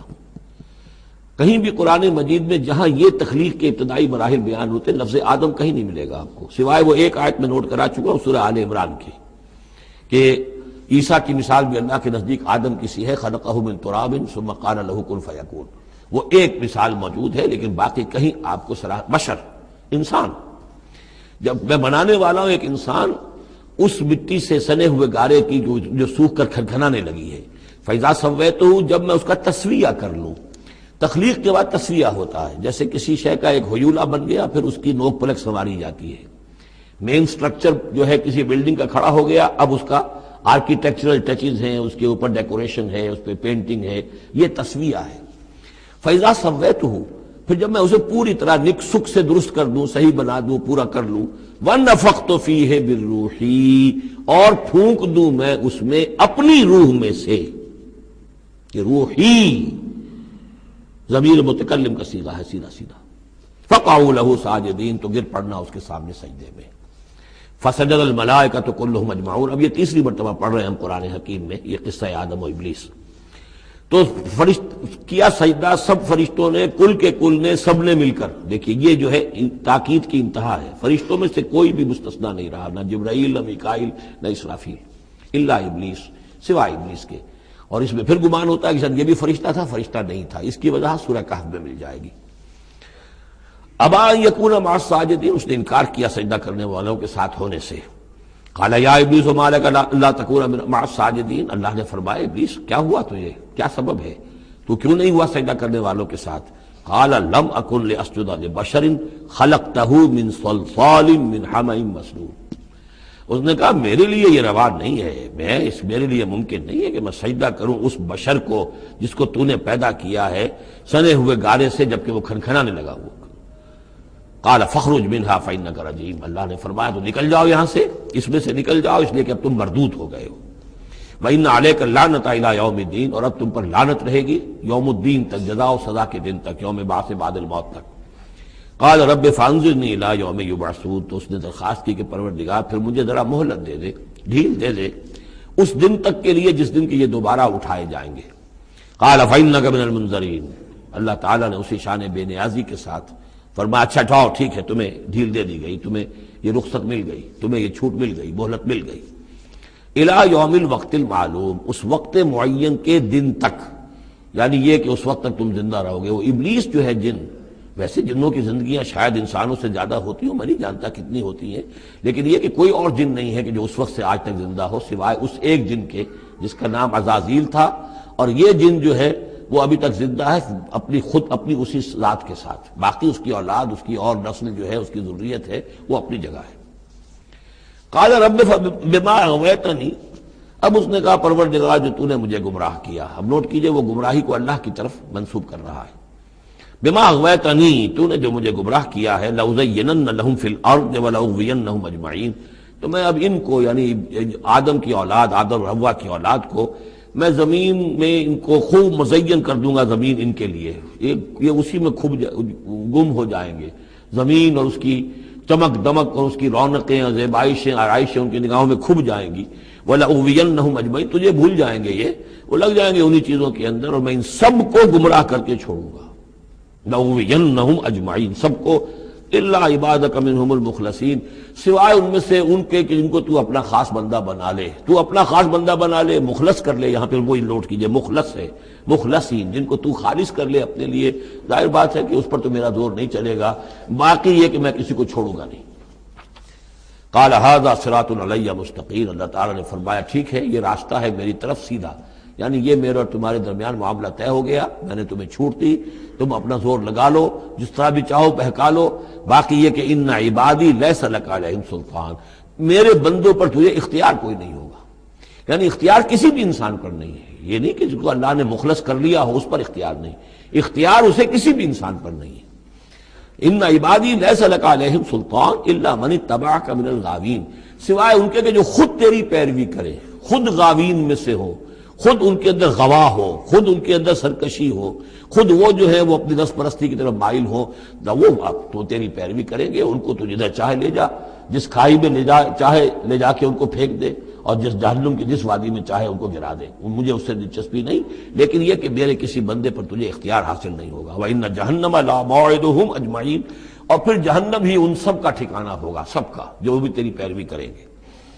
لہا سبعۃ ابواب، اس جہنم کے 7 دروازے ہیں، لکل باب منہم جزء مقسوم، اور ہر ان میں سے ہر دروازے کے لیے ہم نے ایک اس کا نصیب مقرر کر رکھا ہے کہ اتنے جن اتنے انسان اس سے جائیں گے۔ ہو سکتا ہے کہ وہ بڑے بڑے کبیرہ گناہوں کے حوالے سے کہ یہ لوگ جو ہے ان گناہوں میں ملوث ہوں گے وہ اس دروازے سے جائیں گے، جو ان گناہوں میں ملوث ہوں گے وہ اس سے جائیں گے، واللہ اعلم۔ ان المتقین فی جنات وعیون، اب وہی سائملٹینیس کنٹراسٹ کہ جب جہنم والوں کا تذکرہ ہوا تو متقین کا بھی، اور جو اہل تقوی ہوں گے فی جنات وعیون، وہ ہوں گے جنتوں میں، باغات میں اور چشموں میں، ادخلوها بسلام آمنین، ان سے کہا جائے گا داخل ہو جاؤ ان باغات میں پورے امن کے ساتھ، کوئی خوف نہیں، کوئی اندیشہ نہیں۔ وَنَزَعْنَا مَا فِي صُدُورِهِم مِّن غِلٍّ، یہ مضمون پہلے بھی آ چکا ہے، اور ہم نکال دیں گے ان کے دلوں میں سے جو کچھ قدورت ہوگی، اہل ایمان کی آپس میں کوئی شکوہ، کوئی شکایت، کسی سے کوئی تکدر ہو، کوئی غل ہو، وہ ہم نکال دیں گے۔ علی سرر متقابلین، وہ بیٹھے ہوئے ہوں گے تختوں کے اوپر ایک دوسرے کے آمنے سامنے۔ جب کسی سے ناراضگی ہو تو آدمی آنکھیں چار نہیں کرتا بلکہ نظر چڑا جاتا ہے، لیکن جب کوئی ایسی بات نہیں، دل صاف ہے، تو آمنے سامنے بیٹھ کے باتیں کریں گے، سینگ آئی ٹو آئی۔ متقابلین لا یمسہم فیہا نصب، انہیں نہیں پہنچے گی اس میں نہ تو کوئی تکان، وما ہم منہا بمخرجین، نہ پھر وہ اب اس سے نکالے جائیں گے۔ جب اہل جنت میں داخل ہونے کے بعد کسی کا وہاں سے نکلنے کا امکان نہیں۔ نبئ عبادی، اے نبی میرے بندوں کو بتا دیجئے، انی انا الغفور الرحیم، کہ میں یقیناً غفور ہوں، رحیم ہوں۔ میری اصل شان تو یہ ہے، لیکن وان عذابی هو العذاب العلیم، میری ایک دوسری شان بھی ہے، اور وہ یہ ہے کہ میرا عذاب تو وہ بھی بہت دردناک عذاب ہے۔ لہذا کوئی آدمی جو ہے وہ نڈر نہ ہو جائے، نچنت نہ ہو جائے، وہ میری مغفرت کی امید بھی رکھے، میری رحمت سے آس بھی لگائے رکھے، لیکن یہ کہ میرے عذاب سے ڈرتا بھی رہے۔ بین الخوف والرجاء، یہ کیفیت رہنی چاہیے۔ وَنَبِّئْهُمْ عَنْ ضَيْفِ ابراہیم، اور ذرا ان کو بتا دیجئے حالات ابراہیم کے جو مہمان آئے تھے ان کے بارے میں، وہی جو پہلے ہم پڑھ چکے ہیں سورہ ہود میں۔ اِذْ دَخَلُوا عَلَيْهِ فَقَالُوا سَلَامًا، جب وہ داخل ہوئے حضرت ابراہیم کے ہاں مکان پہ آئے، انہوں نے کہا سلام۔ قَالَ إِنَّا مِنْكُمْ وَجِلُونَ، تو حضرت ابراہیم نے کہا کہ ہمیں تو تم سے کچھ خوف آ رہا ہے، آپ لوگ کون ہیں؟ ذرا اپنی آئیڈینٹی بتائیے. قالوا لا تعجل انا نبشرک بغلام علیم. انہوں نے کہا کہ نہیں ڈریے نہیں، ہم تو آپ کو ایک بڑے صاحب علم بیٹے کی بشارت دینے آئے ہیں. قال بشرتمونی علی ان مسنی الکبر فبما تبشرون. تو حضرت ابراہیم نے فرمایا کہ یہ کیا بشارت آپ مجھے دے رہے ہیں، اس کے باوجود، علی یہاں علی الرغم کے معنی میں، اس کے باوجود کہ مجھ پر بڑھاپا طاری ہو چکا ہے، تو ذرا سوچ سمجھ کے بشارت دیجیے، کوئی غلطی تو نہیں لگی ہے آپ کو. قالوا بشرناک بالحق. ان کا نہیں، ہم نے بشارت آپ کو دی ہے حق کے ساتھ، قطعی اور حقیقی بات ہے، شدنی امر ہے، یہ ہو کر رہنے والا ہے. فلا تکن من القانتین. تو اے ابراہیم آپ تو پھر نا امید لوگوں میں سے تو نہ ہو جائیے، مایوس نہ ہو جائیے. قال ومن یقنط من رحمت ربہ الا الضالون.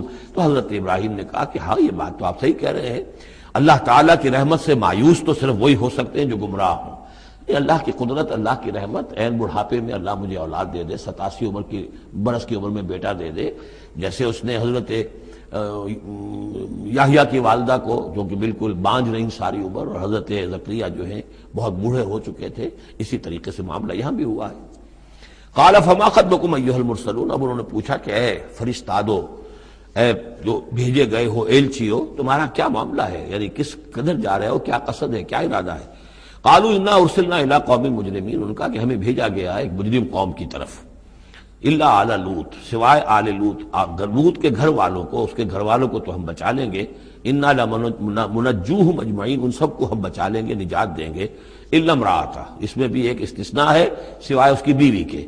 قدرنا انہا لمن الغابرین. ہم نے یہ اندازہ کر لیا ہے، یہ اندازہ ہے کہ وہ جو ہے پیچھے رہنے والوں میں سے ہوگی. قالوا بل جئناک بما فلما جاء آل لوط المرسلون. تو جب یہ لوط کے گھر پہنچے یہ فرشتادے بھیجے ہوئے اللہ کی طرف سے ایلچی جو آئے تھے، قال انکم قوم منکرون. وہی بات حضرت لوط نے فرمائی کہ آپ لوگ کچھ اجنبی سے لوگ ہیں، میں آپ کو جانتا نہیں، آپ کون لوگ ہیں، کہاں سے تشریف لائے ہیں. قالوا بل جئناک بما كانوا فيه يمترون. ان کا نہیں، بلکہ ہم تو وہ شے لے کر آئے ہیں آپ کے پاس جس کے بارے میں یہاں کے رہنے والوں کو شک تھا. آپ جب کہتے تھے کہ تم باز نہیں آؤ گے، ان خبیث فعل کو نہیں ترک کرو گے، شرک سے باز نہیں آؤ گے، تو تم پر اللہ کا عذاب آئے گا، یہ اس میں شک کرتے تھے، مذاق اڑاتے تھے. اب وہ شے ہم لے کر آئے ہیں. وَأَتَيْنَاكَ بِالْحَقِّ وَإِنَّا لَصَادِقُونَ. اب ہم اللہ تعالیٰ کے آخری فیصلے کے ساتھ، قطعی اور شدنی فیصلے کے ساتھ آئے ہیں، اور ہم سچے ہیں، جو بات ہم کہہ رہے ہیں وہ درست ہے. فَأَسْرِ بِأَهْلِكَ بِقِطْعٍ مِّنَ اللَّيْلِ. تو آپ اپنے گھر والوں کو لے کر نکل جائیے رات کے ایک حصے میں، کہ ابھی رات باقی ہو، صبح ہونے سے پہلے پہلے نکل جائیے. وَاتَّبِعْ أَدْبَارَهُمْ. اور آپ بھی ان کے پیچھے پیچھے جائیے. وَلَا يَلْتَفِتْ مِنْكُمْ أَحَدٌ. اور کوئی آپ میں سے پیچھے مڑ کر اب دیکھے نہیں، یعنی کوئی دوستی، کوئی یاد آ رہی ہو، کوئی تعلقات اب جو ہے وہ ستا رہے ہوں دل کو. وَامْضُوا حَيْثَ تُؤْمَرُونَ. اور اب چلے جائیے وہاں جہاں آپ کو حکم ہوا ہے. وَقَضَيْنَا إِلَيْهِ. اور یہ بات ہم نے اس کو بتا دی، یہ فیصلہ ہم نے کنوے کر دیا اسے. ذالک الامر، یہ فیصلہ. ان دابر ہؤلاء مقطوع مصبحین. کہ ان لوگوں کی جڑ صبح ہوتے ہی کاٹ دی جائے گی. یعنی یہ کہ اس پوری قوم کو تہس نہس کر دیا جائے گا، دونوں شہر جو ہیں نسیہ منسیہ کر دیے جائیں گے، یہاں کوئی ایک متنفس بھی نہیں بچے گا. وجاء اہل المدینہ یستبشرون. اور اب آئے لوگ، وہ دوڑے ہوئے بدماش لوگ جو ہیں وہ خوشیاں مناتے ہوئے آئے کہ بڑے خوبصورت لڑکے جو ہیں آج مہمان ہو کر آئے ہیں لوط کے ہاں، تو ہمارے لیے بڑا اچھا موقع ہے. قال ان هؤلاء ضیفی فلا تفضحون. حضرت لوط نے ان سے کہا یہ دیکھو میرے مہمان ہیں، مجھے رسوا نہ کرو. واتقوا اللہ ولا تحزون. اللہ کا تقوی اختیار کرو اور میری بے آبروئی مت کرو. قالوا اولم ننهک عن العالمین. انہوں نے کہا کہ دیکھو لوط، ہم نے تمہیں تمام جہان والوں سے روکا ہوا نہیں ہے کہ تم ٹھیکہ مت لو کسی کا. ہم جس کے ساتھ جو چاہیں کریں، تم کون ہوتے بیچ میں آنے والے؟ تم کو ٹھیکیدار بن گئے ہو پوری دنیا کے. اولم ننہک، کہ ہم نے منع کیا تمہیں، نہیں کیا تمہیں کہ تمام جہان والوں کی حمایت میں نہ کھڑے ہو جایا کرو. قال ہؤلاء بناتی ان کنتم فاعلین. ان کا یہ میری بیٹیاں حاضر ہیں، اگر تمہیں کچھ کرنا ہی ہے تو یہ کہ بہرحال اللہ تعالیٰ نے تمہارے لیے جو جوڑے بنائے ہیں تو وہ تو عورتیں ہیں. تو وہ ہے، میں عرض کر چکا ہوں، اس سے مراد یہ بھی لی گئی ہے کہ میری قوم کی جو یہ بیٹیاں ہیں تمہارے گھروں میں پڑی ہیں، جن کو تم نے چھوڑا ہوا ہے، اصل میں تو تمہارے لیے اللہ تعالیٰ نے وہ فطری راستہ بنایا تھا. یا یہ کہ انہوں نے اتمام حجت کے لیے، جس کو کہتے ہیں پنجابی میں برے کو گھر پہنچانا، یا آخری بات بھی کہی ہو کہ میں ایسا ہی اگر کوئی معاملہ ہے تو کوئی دو بڑے سردار جو ہیں انہیں کہا ہو کہ میں اپنی بیٹیوں کا نکاح تم سے کیے دیتا ہوں، تمہیں اگر کوئی اس طرح کی کوئی حاجت ہے. لعمرک انہم لفی سکرتہم یعمہون، تو انہوں نے کہا، یہ اللہ تعالیٰ کی طرف سے ہے، قسم ہے تیری جان کی، وہ لوگ تو اپنے اس نشے کی حالت میں بدمست تھے اور بالکل اندھے ہو گئے تھے. عین میم ہے والا ہے، یہ دل کے اندھے ہو چکے تھے. فاخذتہم الصیحۃ مشرقین، تو پھر انہیں آ پکڑا ایک چنگھاڑ نے اجالا ہونے کے وقت. مشرق، یہ مشرق نہیں ہے مشرق ہے. مشرق ہے اجالے کی جگہ، صبح جہاں سے نکلتی ہے وہ مشرق ہے. شرق کے معنی جو ہے اصل میں وہ روشنی ہے، تو اسی سے یہ مشرقین، صبح ہونے کا وقت، سورج نکلتے وقت جب اجالے کا وقت ہوا تو ان کو ایک چنگھاڑ نے آ پکڑا. فجعلنا عالیہا سافلہا، تو ہم نے اس کے اوپر والے حصے کو نچلا بنا دیا، یعنی تل پٹ کر دیا. وہ گری، پوری بستی جو ہے وہ اٹھا کر پٹک دی گئی کہ چھتیں نیچے اور اس کی جو بنیادیں تھی وہ اوپر. وَأَمْطَرْنَا عَلَيْهِمْ حِجَارَةً مِّن سِجِّيلٍ، اور پھر ہم نے ان پر بارش برسائی، سجیل، مٹی کے کنکروں کی بارش. إِنَّ فِي ذَلِكَ لَآيَاتٍ لِّلْمُتَوَسِّمِينَ، یقیناً اس میں نشانیاں ہیں ان لوگوں کے لیے جو حق کے متلاشی ہوتے ہیں. یہ جو اسم کا لفظ ہے الف سین میم، اور الف جو ہے اس میں در حقیقت جو اصل اس کا حروف اصلیہ میں سے نہیں ہے، سین میم ہے اصل. یہ ہوتے علامت، اسم کے معنی بھی علامت ہے. یہ میرا نام ہے، یہ آپ کا نام ہے، یہ علامت ہے کہ جس سے میرے نام سے آپ پہچانتے ہیں. تو جو لوگ علامتوں سے متوسم، باب تفاعل بن جائے گا، جو علامتوں سے حقیقت کو پہچاننا چاہیں، جو آیات آفاقیہ، آیات تاریخیہ، آیات انفسیہ، آیات قرآنیہ سے حقیقت کو جاننا چاہیں. ان فی ذلک لآیات للمتوسمین وانھا لبسبیل مقیم، اور وہ جو بستیاں تھیں وہ سیدھی راہ پر واقع ہوئی تھی. یعنی یہ سیدھا راستہ تھا جو یمن سے جاتا تھا فلسطین تک، میڈیٹرینین کے ساحل تک، اور یہ سیدھا راستہ تھا کیروان روٹ، مشرق و مغرب کے درمیان یہی لنک تھا. سویز کینال تھی نہیں، اور ابھی یہ راستہ جو تھا round the Cape of Good Hope, یہ تو کہیں جا کر 1498 میں واسکو ڈی گاما نے تلاش کیا ہے. تو یہ راستہ معلوم ہی نہیں تھا، سویز کینال تھی نہیں. تو ساری جو مشرق اور مغرب کی ٹریڈ ہوتی تھی وہ یہ تھی کہ ہندوستان اور چین اور یہ جاوا، ملایا وغیرہ جو ہیں، یہ ہند چینی کے جتنے یہ سب سامان آتا تھا یمن کے ساحل پر. یورپ کے سارے ممالک کا سامان آ جاتا تھا شام کے ساحل پر، فلسطین کے ساحل پر. اب ان دو کے درمیان یہ قافلے چلتے تھے، یہ کیروانز تھے کہ جو ان جہاں سے لے کر سامان ادھر، ادھر کا سامان ادھر. تو یہ راستہ ہے امام مقیم، سبیل مقیم اس کو کہا گیا، سیدھا راستہ، سیدھی شاہراہ. اسی پر یہ اصحاب ہجر کے بھی مسکن تھے، اسی پر پھر یہ اصحاب مدین کے بھی تھے، اور یہ بستیاں بھی اسی راستے پر واقع ہوئی تھیں. ان فی ذلک لآیۃ للمؤمنین، یقیناً اس میں نشانی ہے اہل ایمان کے لیے. وان کان اصحاب الایکۃ لظالمین، اسی طریقے سے جو بن والے تھے، مدین والے، وہ بھی بہت ظالم تھے. یہ ایکا کا لفظ بھی ان کے لیے آیا ہے، یہ مدین والے. فانتقمنا منہ، یہاں پہ صرف تذکرہ ہو رہا ہے. یہاں تذکرہ آپ نے دیکھا جو صرف حضرت لوط علیہ السلام کا ہوا ہے اس انباء الرسل کے انداز میں.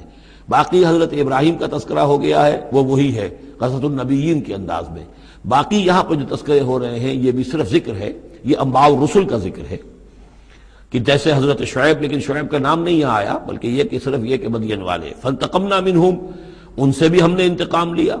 وَإِنَّهُمَا لَبِإِمَامٍ مُّبِينٍ، اور یقیناً وہ بھی، یہ دونوں جو بستیاں ہیں کھلے راستے پر واقع ہوئی ہیں، وہی راستہ جو میں نے ابھی آپ کو بتایا ہے.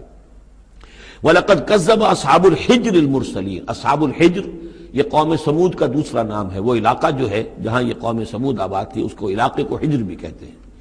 جیسے کہ وہ علاقہ جہاں قوم عاد آباد تھی اسے احقاف کہتے ہیں. اس علاقے کا نام احقاف تھا، قوم کا نام عاد تھا، جو رسول بھیجے گئے وہ ہود تھے. اس علاقے کا نام حجر ہے، قوم کا نام سمود ہے، جو رسول بھیجے گئے وہ حضرت صالح تھے علیہ الصلوۃ والسلام. وَلَقَدْ كَذَّبَ أَصْحَابُ الْحِجْرِ الْمُرْسَلِينَ، اسی طرح ہجر والوں لوگوں نے بھی، اس علاقے کے لوگوں نے بھی جھٹلایا بھیجے ہوں کو، رسولوں کو. ان میں سے بہت سے نبی ہوں گے، پھر بعد میں اللہ نے آخری جو ہے حضرت صالح علیہ السلام کو بھیجا رسول کی حیثیت سے. وَآتَيْنَاهُمْ آیَاتِنَا، انہیں ہم نے اپنی آیات دیں. ان کو تو خاص طور پر جو ہے وہ اتنی حصی نشانی دکھائی گئی. ایک وہ جو اونٹنی کا معاملہ، حضرت صالح کی اونٹنی کا معجزہ. فَكَانُوا عَنْهَا مُعْرِضِينَ، لیکن وہ ان سے منہ ہی پھیرتے رہے، اعراض ہی کرتے رہے. وَكَانُوا يَنْحِتُونَ مِنَ الْجِبَالِ بُيُوتًا آمِنِينَ، اور وہ پہاڑوں کو تراش کر اپنے لیے بڑے امن والے گھر بناتے تھے. یہ گھر آج بھی موجود ہیں، میں خود بھی ایک مرتبہ گیا ہوں اور دیکھ کر آیا اس پورے علاقے کو. فاخذتهم الصیحۃ مصبحین، تو انہیں بھی آ پکڑا ایک چنگھاڑ نے صبح کے وقت، فما اغنی عنہم ما كانوا یکسبون، تو کچھ نہ کام آ سکا ان کے وہ ساری کمائی جو انہوں نے کی تھی، جو کچھ انہوں نے مال اسباب جمع کیا تھا، عذاب الہی سے بچانے میں کچھ بھی مفید ثابت نہ ہوا۔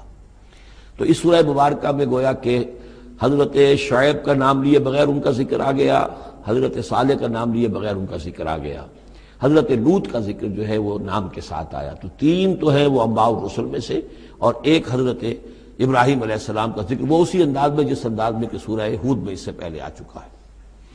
اب جو آخری 15 آیات ہیں اس سورہ مبارکہ کی وہ بڑی اہم ہیں دعوت دین کے اعتبار سے، اور جس حالت میں کہ اس وقت محمد رسول اللہ صلی اللہ علیہ وسلم تھے، اور اس سے بھی آپ کو معلوم ہو جائے گا کہ یہ خاص اس دور میں نازل ہوئی ہے جبکہ حضور کی دعوت جو ہے ابھی ابتدائی مراحل میں تھی، اور ابھی آپ کو پہلے تو آپ کی دعوت کا دور تھا کہ آپ پرسن ٹو پرسن دعوت دے رہے تھے، علل اعلان اس معنی میں نہیں، ڈنکے کی چوٹ نہیں، بلکہ جن سے تعلق تھا، جن سے دوستی تھی، جن سے پرانی واقفیت تھی، جسے آپ کہیں گے کہ پرسن ٹو پرسن جو ہے دعوت چل رہی تھی، اگرچہ کوئی دور بھی حضور کی دعوت میں انڈر گراؤنڈ دور کا نہیں آیا ہے، خفیہ دعوت ایک دن کے لیے بھی نہیں۔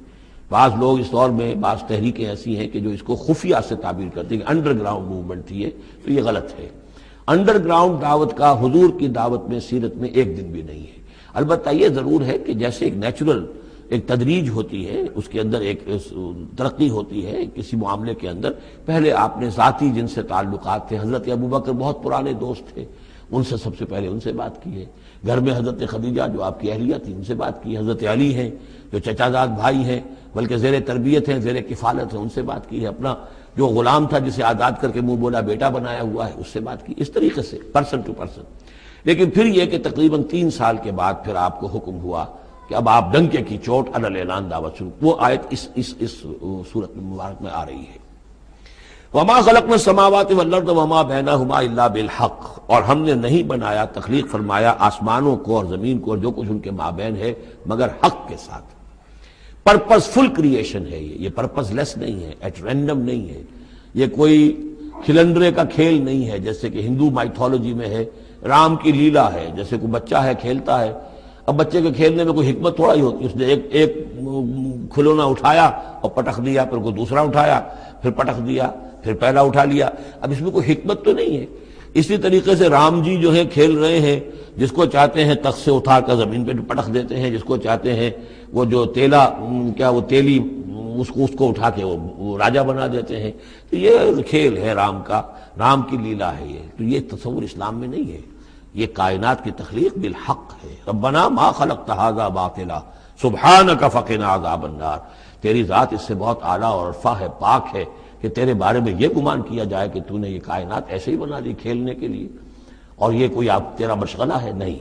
وما خلقنا السماوات والارض وما بینہما الا بالحق وان الساعۃ لآتیۃ، اس حق کا فیصلہ یہ ہے، اس حق کا منطقی نتیجہ یہ ہے کہ قیامت آ کر رہے، اس لیے کہ باقی تمام چیزیں تو انسانوں کے لیے پیدا کی گئی ہیں، ان کی ساری توجہ یہی ہو جائے گی انسان کاہے کے لیے پیدا کیا گیا، اور خاص طور پر انسان میں جو اخلاقی حس رکھی گئی ہے، by very nature, by his very nature he knows this is good, this is evil، یہ جو اس کے اندر ایک شعور ہے، ایک تمیز ہے، یہ ایول ہے، یہ گڈ ہے، یہ اچھا ہے، یہ برا ہے۔ اب اس کا نتیجہ کیا نکل رہا ہے؟ یہاں تو الٹے نتیجے نکلتے ہیں، بہت سے اچھے لوگ جو ہیں انہیں فاقے آ رہے ہوتے ہیں، اور بہت بدماش جو ہیں وہ یہاں پہ عیش کر رہے ہوتے ہیں۔ تو یقیناً کوئی اور زندگی ہونی چاہیے، اور یقیناً کوئی دن ہونا چاہیے کہ جس میں بھرپور حساب کتاب ہو جائے، نیکوکاروں کا حساب کتاب ہو جائے، اور پھر ان کی زندگی ایسی ہو کہ بھرپور صلہ انہیں ان کا مل سکے، اور بدکاروں کی بدکاریوں کا حساب کتاب ہو جائے، اور پھر ایسی زندگی ہو، ایسا نظام ہو کہ انہیں پوری سزا مل سکے۔ تو یہ گویا کہ حق کا تقاضا ہے۔ وما خلقنا السماوات والارض وما بینہما الا بالحق وان الساعۃ لآتیۃ، قیامت آ کر رہے گی۔ فاصفح الصفح الجمیل، تو اے نبی آپ ذرا ابھی خوبصورتی کے ساتھ درگزر سے کام لیجئے، یعنی یہ کہ یہ مجرم کہیں بھاگ کے نہیں چلے جائیں گے، ہماری پکڑ سے نکل نہیں جائیں گے، قیامت آئے گی، ایک کیفر کردار کو پہنچ جائیں گے۔ ابھی آپ ذرا تحمل کیجئے، صبر سے کام لیجئے۔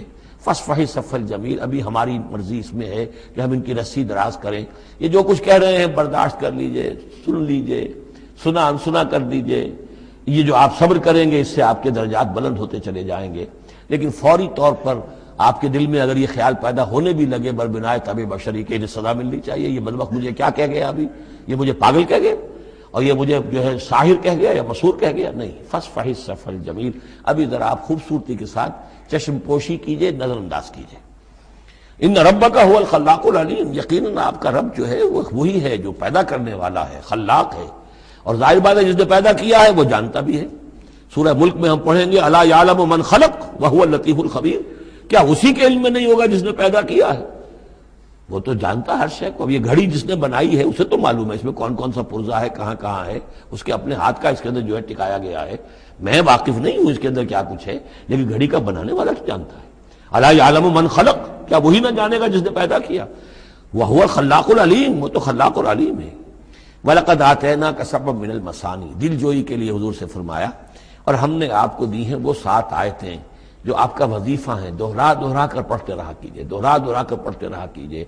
اس پر تقریباً اجماع ہے امت کا کہ اس سے مراد ہے سورہ فاتحہ، 7 آیتیں جو بار بار پڑھی جاتی ہیں۔ اب آپ دیکھیے کہ ہر شخص جو نماز پڑھتا ہے دن میں کتنی مرتبہ سورہ فاتحہ پڑھ رہا ہے، ہر نماز میں کتنی مرتبہ پڑھ رہا ہے، دوہرا دوہرا کر یہ آیت جو ہے، جیسا کہ ہم نے جب سورہ فاتحہ پڑھ رہے تھے، من لم یقرأ بفاتحۃ الکتاب لا صلاۃ لمن لم یقرأ بفاتحہ، اس کی نماز ہی نہیں ہے، نماز کا جزو لازم ہے۔ بلکہ قسمت الصلاۃ بینی و بین عبدی نصفین والی حدیث میں نے آپ کو سنائی، حدیث قدسی، تو وہ تو اصل الصلاۃ ہے ہی سورہ فاتحہ۔ والقرآن العظیم، اور یہی بڑا قرآن ہے، یعنی یہ اپنی اہمیت کے اعتبار سے، اپنی فضیلت کے اعتبار سے خود اپنی جگہ پر سورہ فاتحہ ایک قرآن عظیم کا درجہ رکھتی ہے۔ اسی لیے اس کو اساس القرآن بھی کہا، اس کو کافیہ بھی کہا، شافیہ بھی کہا گیا، یہ ام القرآن بھی ہے۔ وَلَقَدْ آتَيْنَاكَ، اے نبی ہم نے اتنی بڑی بڑی دولتیں آپ کو دی ہیں۔ یہ کیوں گنایا جا رہا ہے یہ ذرا آگے آپ کو معلوم ہو جائے گا، کیونکہ بہرحال حضور کو یہ احساس ہوتا تھا یا نہیں ہوتا تھا، دیکھنے والوں کو تو احساس ہوتا تھا۔ ابو جہل مالدار ہے، ولید بن مغیرہ اتنا بڑا چودھری ہے، یہ محمد تو یتیم تھے، کوئی بال دولت ان کے پاس نہیں، کوئی ان کی حیثیت نہیں، ہاں کچھ عرصے سے کچھ کھا پی بھی رہے ہیں تو وہ بیوی کا مال ہے، اپنا تو نہیں ہے۔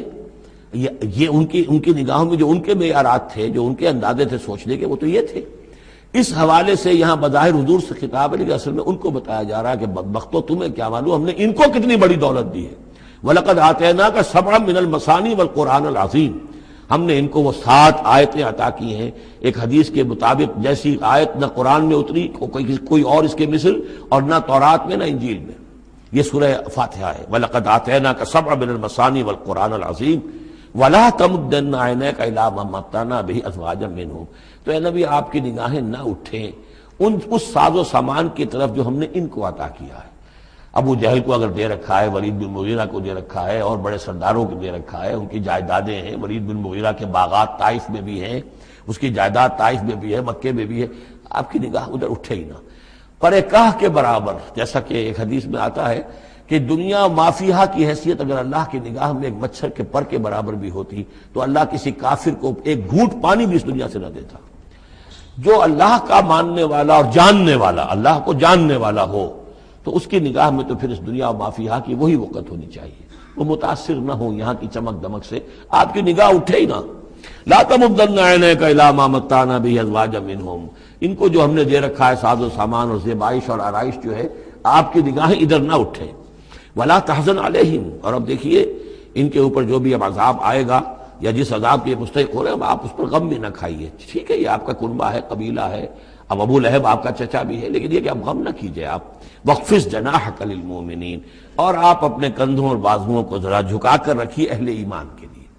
یہ ہمارے فقراء جب آتے ہیں، یہ جو غلام طبقے سے جو لوگ آئے ہیں، یہ لوگ جو گرے پڑے طبقات سے تعلق رکھتے ہیں، جب یہ آپ کے پاس آئیں تو آپ ان کا استقبال کیجئے۔ فَقُلْ سَلَامٌ عَلَيْكُمْ كَتَبَ رَبُّكُمْ عَلَىٰ نَفْسِهِ الرَّحْمَةَ، تو اس انداز میں ان کا استقبال کیجئے، ان کے سامنے تواضع کیجئے، ان کے سامنے اپنے کندھوں کو جھکائیے۔ وَاخْفِضْ جَنَاحَكَ لِلْمُؤْمِنِينَ، یہی مضمون ایک مرتبہ پھر سورہ طٰہٰ کے اندر آئے گا۔ وَاخْفِضْ جَنَاحَكَ لِمَنِ اتَّبَعَكَ مِنَ الْمُؤْمِنِينَ، اہل ایمان یہ جو آپ کی پیروی کر رہے ہیں، آپ اپنے ذرا کندھے ان کے سامنے جھکا کر رکھیے۔ یا یہ حکم دیا گیا ہے اولاد کو والدین کے بارے میں، اگلی صورت میں آ جائے گا سورہ بنی اسرائیل میں، کہ ان کے لیے اپنے کندھوں کو، اپنے بازوؤں کو ذرا جھکا کر رکھا کرو، والدین کے سامنے تن کر نہ کھڑے ہو کہ کندھے جو ہیں اٹھے ہوئے ہیں، بلکہ کندھے ذرا دبا کر۔ وَاخْفِضْ جَنَاحَكَ لِلْمُؤْمِنِينَ وَقُلْ إِنِّي أَنَا النَّذِيرُ الْمُبِينُ، اور کہہ دیجئے کہ میں تو صرف خبردار کرنے والا ہوں، کھلا خبردار کرنے والا، میری اس کے سوا کوئی ذمہ داری نہیں ہے۔ کما انزلنا علی المقتسمین، جیسے کہ ہم نے نازل کیا ہے ان پر کہ جنہوں نے تقسیم کر لیا ہے، الذین جعلوا القرآن عضین، قرآن کو انہوں نے بوٹیاں بنا لیا ہے، اس کو توڑ کے ٹکڑے کر دیا ہے۔ اب اس کے اندر دو رائے ہیں، ایک تو یہ کہ اس قرآن سے مراد یہی قرآن ہے، اور مذاق اڑایا کرتے تھے لوگ، یہ جو بھی تھے ابو جہل اور اس کے ساتھی، بھائی فلاں صورت تو میری ہے، وہ تمہیں لے جاؤں گا، وہ فلاں صورت جو محمد کہتا ہے وہ تم لے جانا، وغیرہ وغیرہ، آپس میں وہ تقسیم کرتے تھے ہنسی مذاق میں۔ تو اس حوالے سے انہوں نے قرآن کو بوٹیاں بنا کر اپنے اندر تقسیم کرنا شروع کر دیا ہے۔ ایک رائے یہ ہے، مجھے وہ زیادہ قرین قیاس معلوم ہوتا ہے کہ قرآن کے لفظ کا اطلاق تورات پر بھی ہوا ہے، کہ یہ قرآن وہ ہے جو محمد پر نازل ہوا، ولا بالذی بین یدیہ، ایک اور جگہ ہم آگے چل کر دیکھیں گے، وہ قرآن جو اس سے پہلے تھا، اور وہ گویا کہ وہ تورات تھی، اللہ کی کتاب۔ تو جس طریقے سے تورات کے ٹکڑے ٹکڑے کر دیے تھے یہود نے، اور قراطیسا تجعلونہ قراطیسا تبدونہا وتخفون کثیرا، یہ ہم پڑھ چکے ہیں سورہ انعام کی آیت نمبر 91 میں۔ تو جیسے کہ ٹکڑے ٹکڑے کر کر اور کچھ حصہ ظاہر کیا، کچھ چھپایا، تو ان دونوں کی رائے ہے، وہ میں نے آپ کے سامنے پیش کر دی۔ فَوَرَبِّكَ لَنَسْأَلَنَّهُمْ أَجْمَعِينَ، تو تیرے رب کی قسم اے محمد صلی اللہ علیہ وسلم، ان سب کو ہم جمع کر کے رہیں گے۔ اما نسألنہم اجمعین، ہم ان سے پوچھ کر رہیں گے، یہ لفظ وہی آ گیا ہے، فَلَنَسْأَلَنَّ الَّذِينَ أُرْسِلَ إِلَيْهِمْ وَلَنَسْأَلَنَّ الْمُرْسَلِينَ، یہ جو سورہ اعراف کی آیت نمبر 6 تھی، ہم لازماً پوچھ کر رہیں گے ان سے بھی جن کی طرف رسولوں کو بھیجا گیا، اور ان سے بھی کہ جن کو رسول بنا کر بھیجا گیا۔ فَوَرَبِّكَ لَنَسْأَلَنَّهُمْ أَجْمَعِينَ، تو آپ کے رب کی قسم ہم ان سب سے پوچھ لیں گے، حساب کتاب لے لیں گے، یہ تھوڑے سے وقت کی بات ہے، آپ ذرا صبر کیجئے۔ اما کانوا یعملون، جو کچھ کہ یہ کر رہے تھے، فاصدع بما تؤمر، یہ ہے وہ آیت۔ اب ڈنکے کی چوٹ علی الاعلان کہیے جس چیز کا آپ کو حکم ہوا ہے۔ یہ جب حکم آیا حضور کو تو پھر آپ کوہ صفا پر کھڑے ہوئے، اور پھر آپ نے وہاں، اگرچہ ظاہر بات ہے کہ اس کا کوئی امکان نہیں تھا کہ آپ ننگے ہو جاتے، لیکن جو وہاں کا رواج تھا وہ یہ تھا کہ اگر کسی شخص کے پاس کوئی ایسی خبر آتی تھی کہ فلاں قبیلے کے لوگ جو ہیں آج رات ہمارے اوپر حملہ کریں گے، شب خون ماریں گے، اب کیسے لوگوں کو بتائیں؟ کوئی کمیونیکیشن ماس میڈیا تو ہے نہیں، کیسے خبر دیں، کیا کریں؟ تو وہ یہ کرتا تھا کہ وہ شخص کپڑے اتار کے معذرزاد برہنہ ہو کر کسی اونچی جگہ کھڑا ہو جاتا تھا، تاکہ ہر طرف سے لوگ دیکھ لیں کہ ایک ننگا آدمی کھڑا ہے۔ نذیر عریان کہتے تھے اسے، ننگا خبردار کرنے والا۔ اب جہاں تک اس کی آواز جا رہی ہے، آواز لگاتا تھا وا صباحا، ہائے وہ صبح جو آنا چاہتی ہے، آیا چاہتی ہے، اس لیے کہ صبح کے وقت ہوتے تھے حملے، یہ جس کو آج کل آپ کہتے ہیں small hours of the morning, وہ بہت غفلت کا وقت ہوتا ہے آدمی کا، صبح رات کے 2-3 بجے جو ہے ٹھنڈی ٹھنڈی نیند آئی ہوتی ہے، اس وقت وہ آتے تھے، حملہ کرتے تھے، لوٹ مار کرتے تھے، قتل کرتے تھے اور بھاگ جاتے تھے۔ تو وا صباح، ہائے وہ صبح جو آیا چاہتی ہے۔ تو اب لوگ دوڑتے تھے کہ بھئی کہاں کی خبر آئی ہے، کون ہے، کون سا قبیلہ ہے، کس کے بارے میں اطلاع ہے، اطلاع صحیح ہے غلط ہے، تو یہ ان کا رواج تھا۔ تو حضور نے یہ کیا، صرف ایک چیز اس میں سے نکال دی، ننگے ہونے کا سوال نہیں تھا معاذ اللہ، لیکن آپ بھی کھڑے ہو گئے کوہ صفا پر، وا صباحا کا نعرہ لگایا۔ اب لوگ آئے، دوڑے، کوئی خبر دی ہے، محمد دینا چاہتے ہیں، کوئی بات ہے، بڑی اہم کوئی بات ہے۔ وہاں آپ نے پھر اپنی دعوت پیش کی، تو اسی مجمع میں پھر ابو لہب نے کہا تھا تبا لک لہذا جمعتنا، تمہارے لیے ہلاکت ہو، ہمیں اس کام کے لیے جمع کیا تھا، ہم اپنے بڑے بڑے اہم کاموں میں لگے ہوئے تھے۔ وہ مہاجن تھا، کہیں مہاجنی سود اپنا لین دین کا حساب کر رہا ہوگا بیٹھا ہوا، میں وہ سب چھوڑ کر آیا ہوں کہ کوئی خاص اہم بات تم نے بتانی ہے، لیکن تم نے یہ کیا کیا؟ تو یہ ہے وہ واقعہ، اور اس سے معلوم ہو جاتا ہے کہ یہ سورہ مبارکہ جو ہے اسی دور کی، ابتدائی دور کی ہے۔ فاصدع بما تؤمر واعرض عن المشرکین، تو اب ڈنکے کی چوٹ کہیے اب جو کہ آپ کو حکم دیا گیا ہے، اور ان مشرکوں سے اعراض کیجئے، پرواہ نہ کیجئے ان کی۔ انا کفیناک المستہزئین، یہ جو استہزاء کرنے والے ہیں، تمسخر اڑانے والے ہیں، ہم آپ کی طرف سے ان کے لیے کافی ہوئے رہیں گے، ان کی کوئی مخالفت آپ کا کچھ بال بیکا نہیں کر سکے گی۔ الذین یجعلون مع اللہ الہا آخر، جو اللہ کے ساتھ ساتھ اور بھی الہ گھڑے بیٹھے ہوئے ہیں۔ فسوف یعلمون، تو عنقریب انہیں معلوم ہو جائے گا کہ اصل حقیقت کیا ہے اور وہ کس طرح کی گمراہیوں میں پڑے ہوئے تھے۔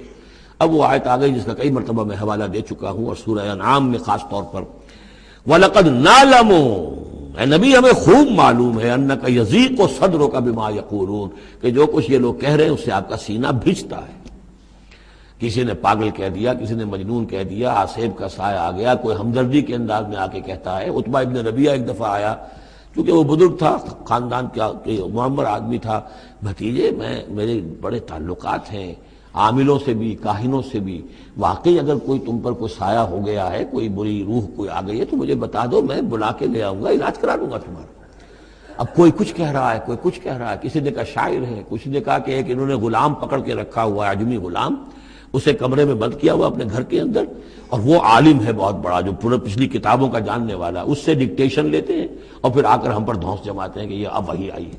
تو یہ ساری باتیں سنتے تھے حضور صلی اللہ علیہ وسلم، تو آپ کو تکلیف پہنچتی تھی، کوفت ہوتی تھی. وَلَقَدْ نَعْلَمُ، اے نبی یہ نہ سمجھیے کہ ہمیں اندازہ نہیں ہے کہ آپ کو کوفت ہو رہی ہے، آپ کو تکلیف ہو رہی ہے، آپ کا سینہ بھینچتا ہے. وَلَقَدْ نَعْلَمُ أَنَّكَ يَضِيقُ صَدْرُكَ بِمَا يَقُولُونَ، کہ جو کچھ یہ لوگ کہہ رہے ہیں اس سے آپ کا سینہ بھینچتا ہے. فَسَبِّحْ بِحَمْدِ رَبِّكَ، بس اپنے رب کے حمد میں اور تسبیح میں لگے رہیے. تسبیح کیجئے اپنے رب کی حمد کے ساتھ، اسی سے آپ کے دل کو سکون ہوگا، اطمینان ہوگا. اسی سے یہ کہ آپ کے لیے استقامت اور صبر کے راستے جو ہیں وہ کھلتے چلے جائیں گے. وَقُم مِّنَ السَّاجِدِينَ، اور سجدہ کرنے والوں میں ہو جائیے. آپ سجدہ کیجئے، تسبیح کیجئے، حمد کیجئے، اپنے رب کے ساتھ تعلق مع اللہ ہے کہ جو ان تمام سختیوں کو آپ کے لیے آسان کر دے گا. جتنا اللہ سے اپنے اس قلبی اور ذہنی رشتے کو مضبوط سے مضبوط تر بنائیں گے، اتنی ہی یہ تمام چیزیں جو ہیں آپ پر ہلکی ہوتی چلی جائیں گی. وَاعْبُدْ رَبَّكَ حَتَّىٰ يَأْتِيَكَ الْيَقِينُ، اور اپنے رب کی بندگی میں، پرستش میں لگے رہیے یہاں تک کہ وہ یقینی بات آ جائے. اور وہ یقینی بات کیا ہے؟ جو یقینی شے ہے، شدنی ہے، موت.